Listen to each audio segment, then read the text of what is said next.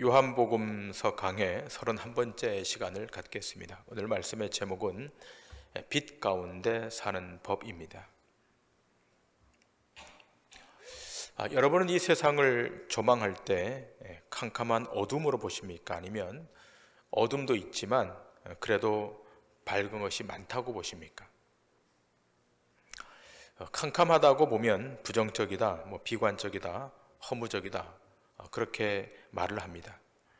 그러면서 긍정적으로 세상을 보라고 말합니다. 어두운 부분도 있지만 밝은 부분이 많다. 악한 자도 있지만 선한 자는 더 많다. 그러니 세상은 살만한 곳이다. 우리가 조금 더 양보를 하고 질서와 도덕을 준수하면 좋은 세상이 될 거다. 여러분은 두 가지 중에서 어느 것을 선택하며 세상을 보십니까? 그렇다면 성경이 무엇이라고 증거하고 있는가 하는 것입니다. 성경은 세상이 온통 깜깜한 어둠이라고 증거합니다. 그런데 아이러니하게도 예수 믿는 사람이 성경이 하나님의 말씀임에도 불구하고 세상이 캄캄한 줄 모르고 불편 없이 살아가고 있다는 것입니다. 그러므로 많은 신자들이 아직도 어둠이 무엇인지 빛이 무엇인지를 잘 모르고 동시에 어둠의 일을 좋아하고 있는 것 같습니다. 그렇다면 요한복음에서는 세상을 어떻게 정의하고 어떻게 보고 있는가? 요한복음 1장 5절에 이렇게 기술되어 있습니다. 빛이 어둠에 비치되 어둠이 깨닫지 못하더라. 성경은 세상을 정의하기를 의를 깨닫지 못하는 정도가 아니라 빛을 싫어하고 또 추방해서 버렸다라고 규정합니다. 이것은 그 유대인의 율법 선생인 니고데모나 또 사마리아의 남편을 5이나 바꾼 여인이나 꼭 마찬가지로 예수님을 구원자로 구속자로 못 알아본다는 방증인 것입니다. 이것이 세상이 어둠에 속한 확실한 증거입니다. 그리고 우리가 지금 보고 있는 요한복음 8장에서는 가늠한 여인을 붙들어 와서는 율법의 공의를 실현하고자 하는 것이 아니라 오히려 예수님을 고소하기 위해서 인간의 약점을 고소해서 인간을 무너뜨리고자 하는 인간의 악한 모습을 봅니다. 율법을 제정하신 분이시고 또 율법의 완성자이신 분 앞에 율법을 가지고 고속거리를 찾고 있는 인간의 악한 본성을 우리는 이 본문의 바리새인의 모습을 통해서 확인하게 됩니다. 그래서 성경은 누누이 세상은 악하고 그 세상 안에 있는 인간도 악하다라고 정의합니다. 여기서 우리는 바울의 메시지를 듣게 됩니다. 로마서 3장 10절 이하의 말씀입니다. 기록된 바 의인은 없나니 하나도 없으며 깨닫는 자도 없고 하나님을 찾는 자도 없고 다 치우쳐 함께 무익하게 되고 선을 행하는 자는 없나니 하나도 없도다. 당시 율법을 잘 지키는 유대인들, 대단히 도덕적이고 대단히 윤리적이라고 여겨졌던 율법 엘리트 집단 바리새인들, 결국은 율법의 완성자이신 예수님 앞에 자신들의 허물과 죄의 이중성이 드러나게 되자 이 간음하다 잡혀온 여인 앞에서 도망칩니다. 여기서 우리는 무엇을 또 한번 확인하게 되는가 하면 율법을 받은 유대인들이 이 정도라면 처음부터 율법 없이 사는 이방인들이야 말할 나위가 없지 않겠는가라고 하는 것입니다. 모든 이방인들은 당연히 어둠 안에 갇혀 있는 것입니다. 여러분과 저도 다 이 이방인의 범주 안에 속해 있었기에 우리도 다 어둠에 갇혀 있던 자들이었습니다. 그리고 세상이 어둠의 일인 줄 모르고 살아갔던 자들입니다. 그래서 오늘 밤 지금 우리 주변에서 일어나는 모든 일들이 얼마나 주님을 따르는 빛과는 반대로 가고 있는가를 말씀드리면서 오늘 본문이 말하고 있는 교훈을 찾기를 원합니다. 여러분, 지금 뉴스의 첫머리를 장식하는 것이 올해 치러질 3월 9일에 치러질 대선에 관한 뉴스입니다. 여러분, 뉴스를 틀면 끊임없이 대선에 관한 이야기들이 쏟아져 나옵니다. 한번 묻겠습니다. 여러분은 어느 당을 지지하십니까? 모두가 국가를 위하고 국민을 위한다고 말하지만 그것이 진짜가 아님을 알고 있지 않습니까? 그런데도 다른 대안이 없으니까 그 중에서도 조금 바른 사람, 조금 바른 정당을 찾아서 투표하려고 하는 것입니다. 그러나 잠시만 넓게 깊게 생각해 보면 결탄코 국가를 위하거나 국민을 위한다는 것이 아님을 압니다. 혹시 정말 국가와 국민을 위하는 자가 있다 해도 빛이신 예수님, 생명이신 예수님을 따르는 것과는 전혀 무관합니다. 정치하는 자들이 국가를 위한다는 그 국가가 여러분 어떤 국가입니까? 여러분은 그 국가가 어떤 국가의 모습이어야 된다고 생각하십니까? 하나님이 다스리시고 하나님의 의가 통용되는 그런 국가입니까? 그렇지 않습니다.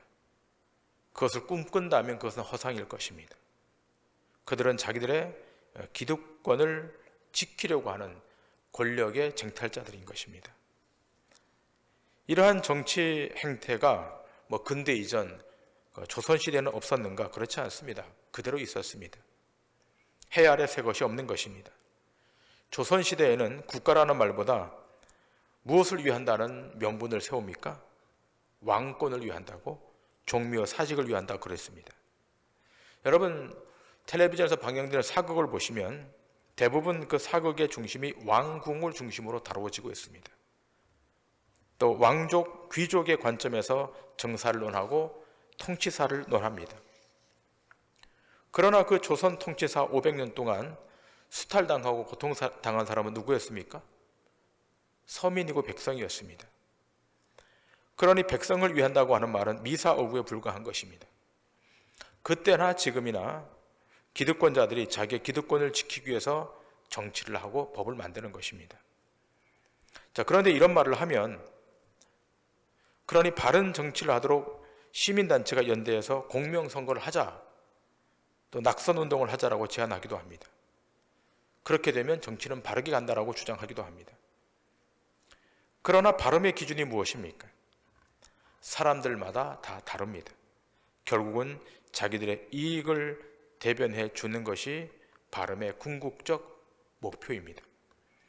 사람들의 정의라든지 옳다는 기준이 오직 인간의 이익과 행복에 결부되어 있는 것입니다. 여당 사람이면 여당의 이익이 진리인 것이고 야당 사람이면 야당의 이익이 진리인 것입니다.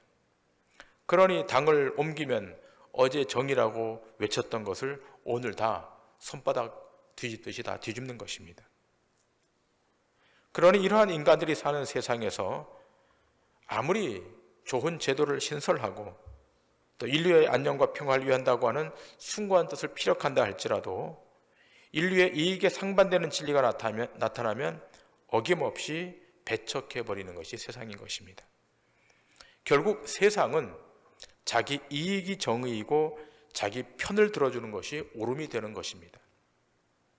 이것이 인간의 죄의 현실이고 이것이 세상이 어둠 안에 갇혀있는 행태인 것입니다.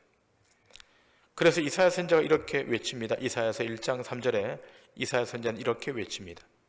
소는 그 임자를 알고 나귀는 그 주인의 구유를 알건만은 이스라엘은 알지 못하고 나의 백성은 깨닫지 못하는도다 하셨도다. 자, 율법을 받은 이스라엘 백성들이 하나님을 주인으로 알고 살아가지 않는다는 겁니다.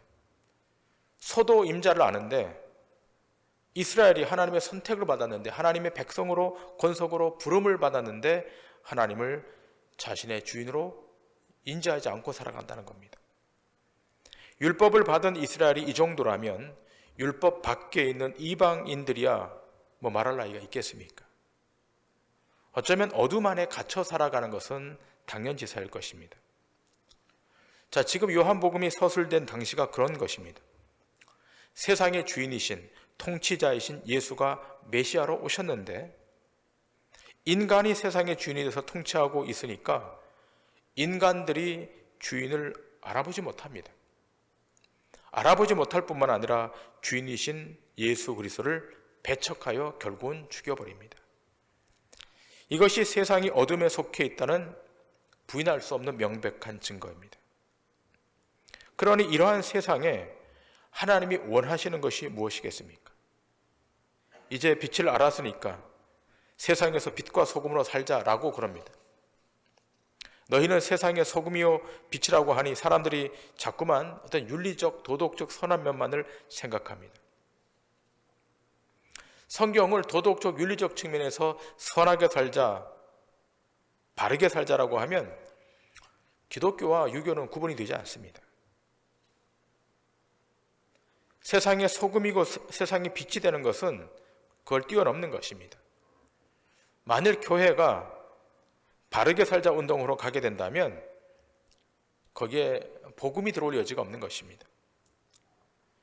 예수 믿는 일단의 청년들이 경실련 같은 데 가서, 기윤실 같은 데 가서 일을 하면서 기독 정신을 좀 실현해보자 라고 해서 그런 단체 가서 일을 하기도 합니다.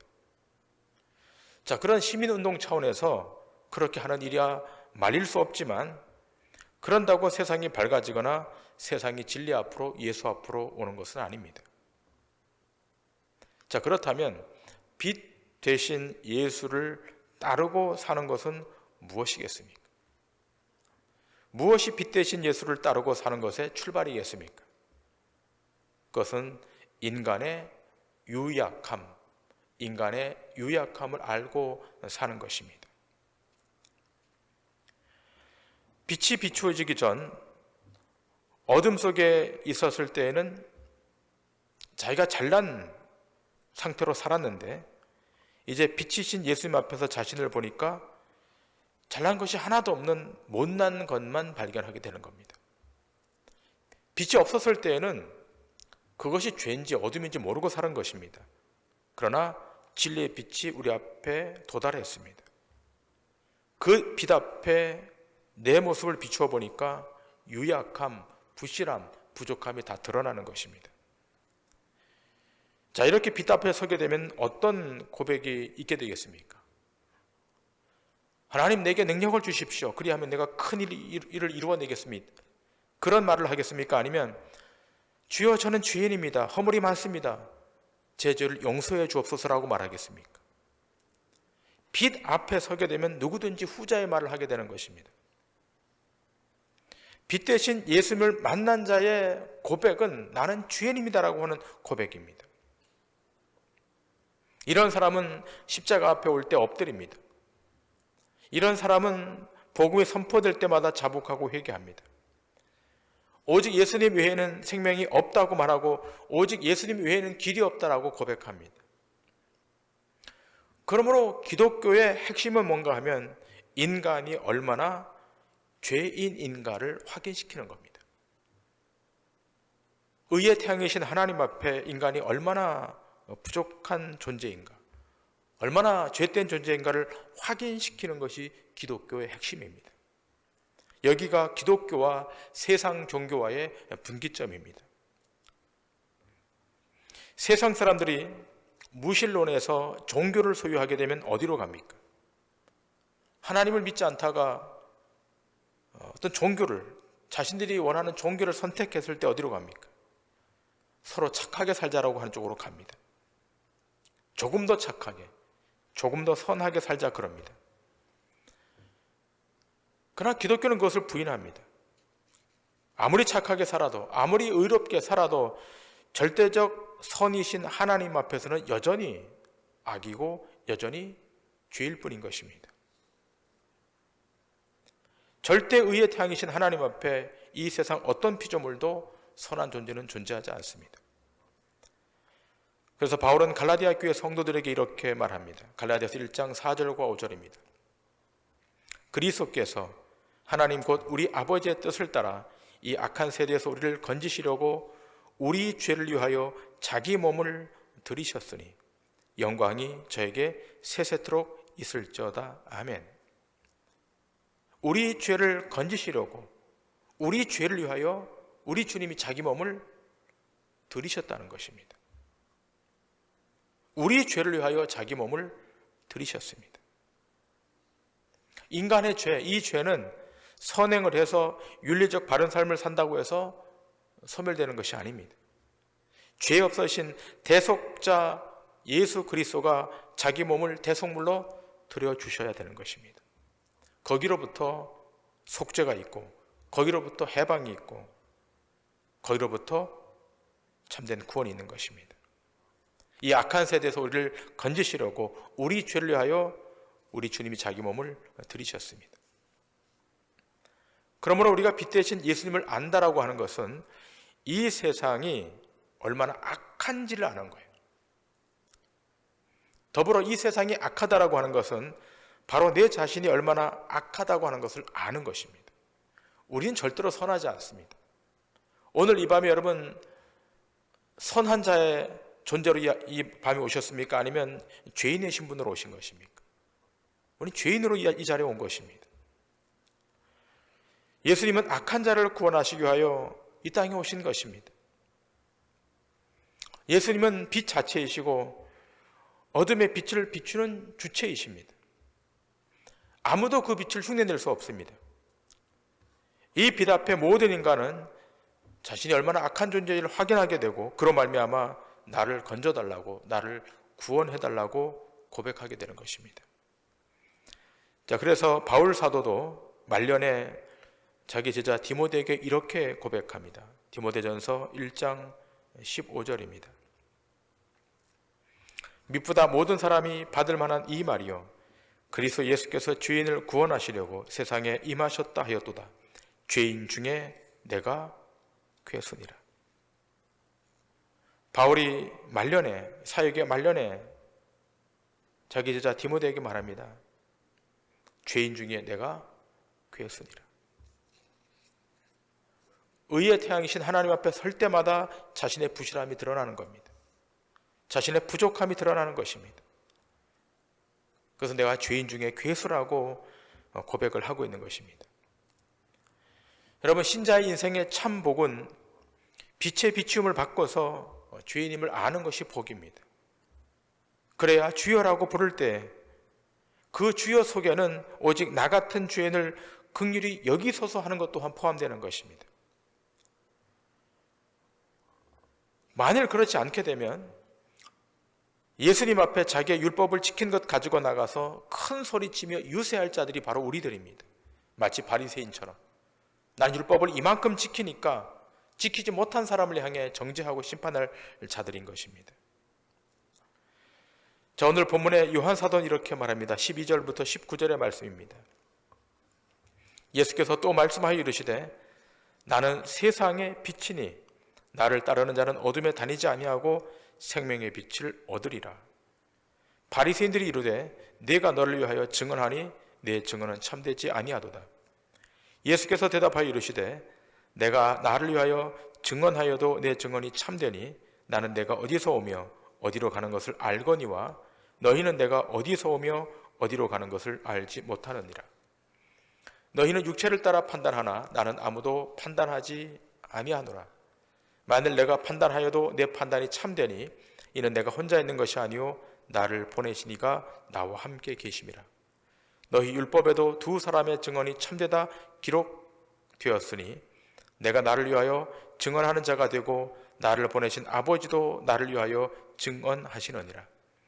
이에 그들이 묻되 네 아버지가 어디 있느냐? 예수께서 대답하시되 너희는 나를 알지 못하고 내 아버지도 알지 못하는도다. 나를 알았더라면 내 아버지도 알았으리라. 자, 지금 바리새인들이 예수님의 증거에 대해 참되지 않다라고 정죄합니다. 그때 우리 주님이 이들에게 꺼낸 핵심의 말이 본문 14절에 기록된 말입니다. 14절에 이렇게 기록되어 있습니다. 내 증언이 참되니 나는 내가 어디서 오며 어디로 가는 것을 알거니와 너희는 내가 어디서 오며 어디로 가는 것을 알지 못하느니라. 자, 주님은 지금 이 바리새인들에게 강력한 어조로 비판합니다. 내가 어디서 오며 어디로 가는 것을 너희가 알지 못한다는 겁니다. 여러분 생각해 보세요. 바리새인들에게 있어서 삶의 가장 중요한 근간은 율법입니다. 이들에게 율법은 마치 생명과도 같은 것입니다. 자, 그런데 그 율법을 통해 구약의 예언자들이 예언했던 메시아가 누구인지를 알아야 하는데 그 율법을 통해서 이 땅에 오신 메시아가 누구인지를 알아야 하는데 인간의 몸을 입고 이 땅에 오신 메시아가 자신들의 눈앞에 있어도 인식을 못하는 거예요. 이들이 그토록 목숨같이 소중히 여기는 율법으로 삶의 모든 부분에 다 적용하고 따르려고 했지만 그러나 문제는 무엇입니까? 그 율법이 생명을 향해 가는 것이 아니었다는 겁니다. 여러분, 율법의 진정한 역할은 무엇입니까? 왜 모세에게 율법을 주신 것입니까? 율법을 주신 목적은 생명 앞으로, 진리 앞으로 이끌도록 하기 위해서 율법이 주어진 거예요. 그런데 어느 순간 이 율법이 엘리트 집단이었던 율법주의자 공동체였던 바리새인들이 붙드는 순간 그 율법이 어디로 가고 있는 거예요? 죽음 앞으로 가고 있는 거예요. 어둠 앞으로 이끌고 있는 거예요. 율법이 진리 앞으로, 그리스도 앞으로, 메시아 앞으로 가게 해야 되는데 그들이 독점하는 순간 그것이 어디로 가고 있어요? 어둠 앞으로 가고 있는 겁니다. 율법은 우리를 생명 앞으로 가게 함과 동시에 율법을 통해서 내가 죄인임을 아는 거예요. 여러분, 우리 모두가 예수를 믿고서 명확히 알게 되는 것이 무엇입니까? 우리가 죄인이라는 것을 알게 되는 거예요. 구약의 율법이 죄인임을 알게 되는 것이라면 신약의 예수님이 오시면서 우리는 더 확실한 죄인임을 알게 되는 거예요. 율법에 나쁜 부분만 있는 거 아니에요. 율법은 몽학 선생이기 때문에 율법이 건강하게 해석되면 율법을 통해서 자신의 죄를 들여다볼 수 있는 거예요. 우리가 죄인이라는 사실, 이것이 가장 큰 율법의 핵심인 거예요. 그런데 율법을 독점한 바리새인들 때문에 죄가 무엇인지를 확인하지 않아요. 우리가 죄인이라는 사실을 율법도 고발하고 있고 예수님이 오셔서 우리를 고발하고 있는 겁니다. 인간은 도저히 죄에서 탈출할 수 없는 자들입니다. 본질적으로. 자기 스스로의 힘으로, 자력의 힘으로 이 죄에 덫혀서 해방될 수가 없습니다. 아무리 발버둥을 쳐도, 아무리 선행을 해도, 아무리 고행을 해도, 아무리 명상을 해도 이 죄에 덫혀서 헤어나올 수가 없는 겁니다. 그럼 어떻게 이 죄에서 탈출할 수 있는 겁니까? 우리 주님이 꺼내주셔야 되는 거예요. 복음이 우리 안에 들어오고 진리의 빛이 우리 안에 들어올 때 그때 우리는 죄에서 해방되는 것입니다. 우리가 얼마나 어둠 속에 깊이 빠져 있는가를 보게 되고 다시 그 진리의 빛 앞으로 가게 되는 것입니다. 그러므로 우리가 빛 가운데 산다라고 하는 것은 자신의 유약함, 부실함, 부족함, 죄성이 가득한다는 사실을 인지하는 것으로부터 살아가는 것입니다. 그래서 빛 안으로 들어가면 무엇을 확인하게 됩니까? 하나님만이 오르시고 하나님만이 구원의 근간이 되시고 하나님만이 선이심을 인정하게 돼요. 빛 안으로 들어갈 때, 복음의 빛, 진리의 빛 안으로 들어갈 때 하나님만이 옳다라고 여겨지는 겁니다. 그래서 바울은 이렇게 말합니다. 에베소서 5장 8절과 9절에 이렇게 말합니다. 너희가 전에는 어둠이더니 이제는 주 안에서 빛이라. 빛의 자녀들처럼 행하라. 빛의 열매는 모든 착함과 의로움과 진실함에 있느니라. 자, 바울은 말합니다. 지금 너희가 전에는 어둠이었다는 겁니다. 우리의 정체성, 우리의 실체는 어둠이었습니다. 자, 그런데 본문에 기술된 바와 같이 이제는 주 안에서 빛이라 그럽니다. 자, 그러면 생각해 보세요. 자, 본문을 한번 띄워주시겠습니까? 우리가 전에는 다 어둠이었습니다. 이것이 우리의 실체였습니다. 자, 그런데 바울은 선언합니다. 이제는 주 안에서 빛이라. 자, 그러면 어떻게 그렇게 갑자기 바뀐 겁니까? 아니, 어둠이었는데 어떻게 갑자기 우리가 빛으로 바뀐 거예요? 우리의 도덕적 의로움 때문입니까? 선한 행위 때문입니까? 그렇지 않습니다. 우리가 아무리 선을 행해도 하나님의 선에 도달할 수는 없잖아요. 하나님의 절대적 의에 도달할 수 없잖아요. 그럼 어떻게 된 것입니까? 어떻게 이렇게 180도 바뀐 거예요? 그것은 진리의 빛이 우리 안에 들어온 겁니다.